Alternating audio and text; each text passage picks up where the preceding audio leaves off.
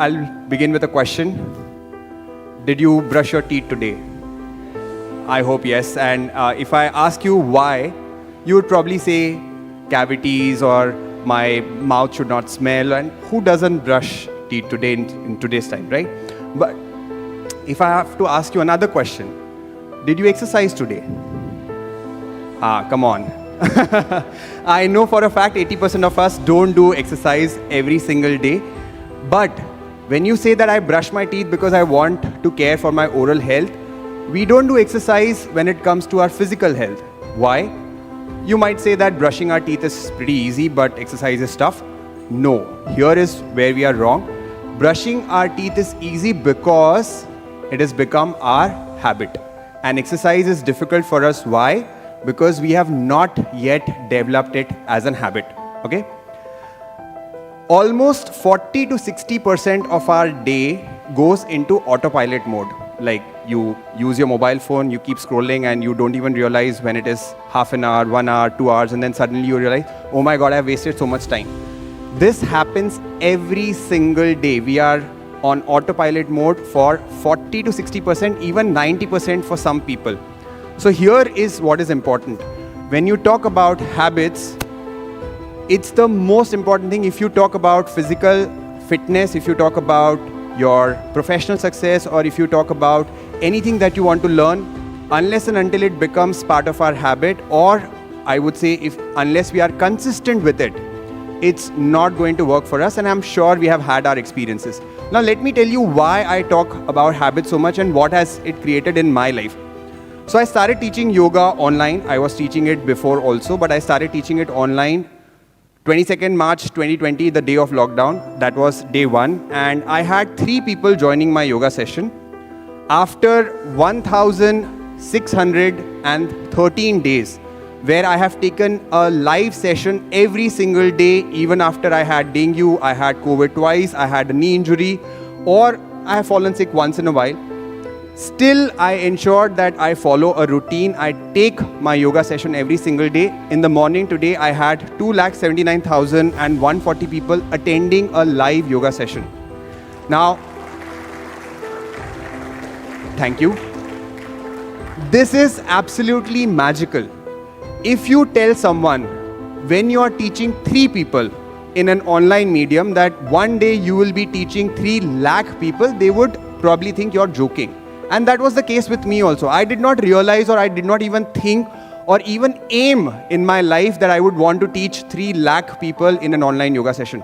But it happened. Why? Not because I wanted to come first like we do in our classes, or I wanted to reach X number of people. I just wanted to follow a habit of teaching every single day.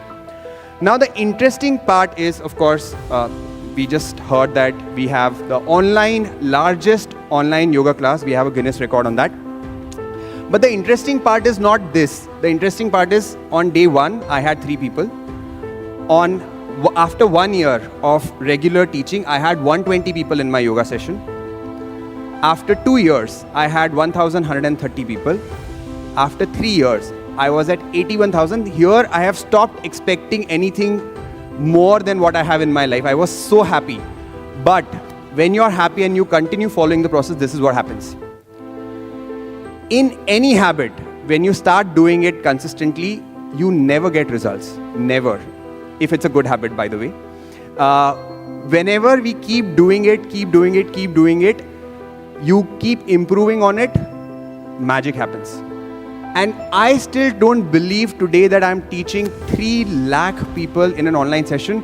We have, in the past 4 years, we have touched 60 lakh people. Can you just imagine how many people we have taught? And honestly speaking, when I was teaching 3 people in my first class, I thought the maximum that I can teach is 1,000. That was an impossible number. You say now that you aim for the moon and then you reach the sky, some proverb like that. But this is phenomenal. And that's why I keep telling people that focus on building a process, building a habit, and becoming consistent rather than aiming for your target. Because your target will always be limited by your mind. You will be able to think, oh, I want to just excel, or I want to come first in my classroom. But the life is much, much more beyond that. Yeah? So now the obvious question is, Bad habits are so simple, right? You just keep scrolling and time is gone. But when you want to build a good habit, it is challenging. Of course, yes. What is the difference? Or why is a bad habit easy and why is it a good habit difficult or challenging? The answer is pretty straightforward. Whenever you do something which is bad, so now we have to also define bad. Bad is not necessarily bad. Like scrolling your mobile phone or eating a junk food is not necessarily bad, but we consider that for some time as a bad habit. Whenever you are doing something like eating pizza, burger or anything junk, you get some pleasure, right? And the second point is you don't have any negative impact if you do it once. If you know that eating cyanide is poisonous and it's going to take your life, you will never dare to eat it. But eating a pizza is not. Once it's not. But if you build it as a habit, eventually you end up having a sedentary lifestyle. Similarly, for good habits, doing a good habit might not necessarily be pleasurable, or rather starting a good habit. Let's take example for exercise. Starting that initial momentum of exercise is really difficult. But once you do it, you might feel that, oh yeah, I'm feeling more energetic, I'm feeling more flexible. Great, but starting is always tough. And second point is, there is no immediate result. You do exercise once, nothing happens. You do it twice, nothing happens. You do it thrice, 1 month, 2 months, probably not like that result that you might be expecting. That's why bad habits are easy to form and good habits are difficult to form. They are not difficult necessarily. It's just like brushing your teeth. And surprisingly, you know what? Brushing your teeth is easy, but brushing your teeth before going to bed is still tough because it's not your habit. And exercise can also become a habit and it can become very easy for you. We have seen it across. 3 lakh people join my sessions. Average daily attendance in our classes is 70%. You would not even get, like in an offline setup, if 10 people have joined a yoga session, 7 people don't come. But in an online setup, building a habit becomes so easy and people want to exercise with us. And why does that happen? How do you make a good habit easy? This is what I'm going to share. There are 3 simple things that you need to do. If you follow these 3 things, you can make any difficult habit which might seem difficult literally easy for you, like brushing your teeth. Would you be interested to know? Perfect, thank you so much. At least 2 people said.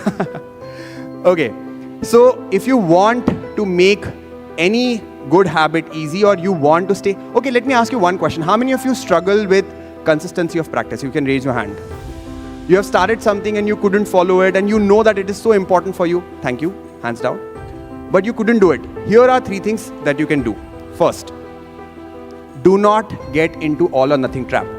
Let me ask you another question. How many of us have got that super solid motivation on a Monday morning or 1st of any month or 1st of January, and then you picked up, okay, I'll wake up early, I'll eat clean food, I'll read a page every single day, I'll read 1 book in a week and I'll complete 52 books in an year, and you decided like multiple things.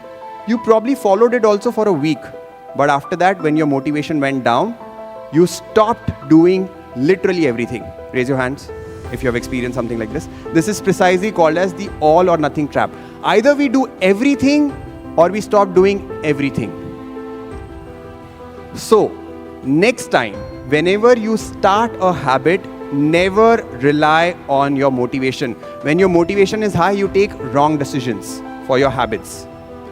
So whenever you are motivated to start something, always choose the least possible action that you can do when you are not motivated. Suppose you are not motivated to read, you can still read 1 page, at least a page. And I'm sure if you decide that you want to read 1 book a week, in 12 months, you will read 0 books. But if you read 1 page a day, you will probably end up reading much more than even what you thought. So never ever start doing everything at once. Take small steps. And so let me also give you another example of exercise. Whenever we think of exercise, we feel we should sweat, we should feel exhausted, We should feel like we have done something. Then we feel that we have done exercise. Not really true.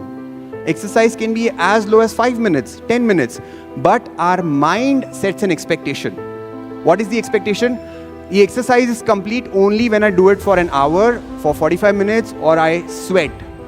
That's not necessarily true. You can do even 10 squats, 5 minutes of high intensity exercise. Everything is okay until and unless it is non-zero. So when you are good, when you have energy, do 100. But when you are not good, when you are not motivated, do 1. Just don't do 0. Is that clear? Okay, perfect. So that's step number 1. Step number 2. Very important. How many of you have said this? I'm going to start doing X activity tomorrow. And tomorrow we have said the same thing. Please raise your hand. Thank you. Now, you know what? Motivation is not the missing factor here. You are motivated, that's why you are at least thinking about doing it. You know what is missing? Setting intention. Now, what do I mean by setting intention? Let me tell you this first.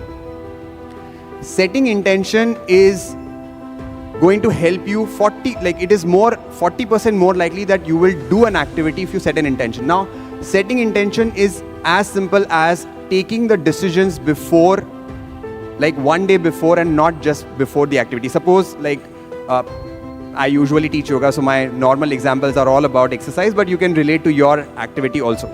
So, someone says, I want to start doing yoga tomorrow. Very important for them to decide what time are they going to do. Where are they going to do?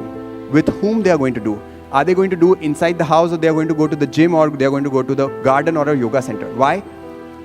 Because next day when they get up, and if they have to take 10 decisions, when, where, how, what, they will end up saying, I'll do it tomorrow. Is it making sense to you? Yeah? So setting intention means simply deciding beforehand and probably writing it down so that you have more clarity. That is how you convert your motivation into an actual action.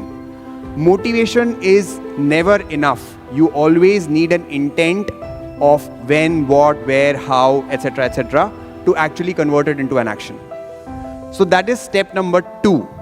You always decide, write down, send a WhatsApp message to your friend or anyone whom you want to be your accountability partner, so that you are clear what to do. And this is applicable not just for habits, it's for everything.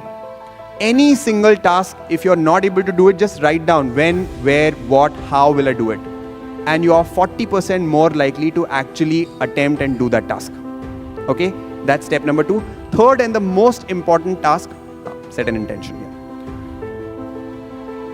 Very important. Very, very important. How many of you have said this, I am lazy? Come on, don't be shy. Okay, perfect. What you tell yourself is what's going to happen. If you say you're a lazy person, you will be a lazy person forever. No scientific tool, no motivational speaker, not even God can help you here. If you say you're lazy, that's true. That's just true. Yeah? Very important of what you say. Now, I am not saying you should lie to yourself. You're waking up at 10 o'clock and you're saying to yourself, no, I'm a very active person. Not going to work. So you don't have to lie to yourself, but very important that you don't have negative self-talk. Now, what does this mean? If you say I'm an active person, or let's take example of you want to become a morning person. So for example, you're waking up at 9 o'clock and you want to become a morning person. That does not mean you have to wake up at 4 a.m. You just have to wake up at 8:30. You have to do something very similar, very small, that justifies what you want to say to yourself. Is that clear? So very important what you talk, and I'm telling you a secret to actually change this. Join a group.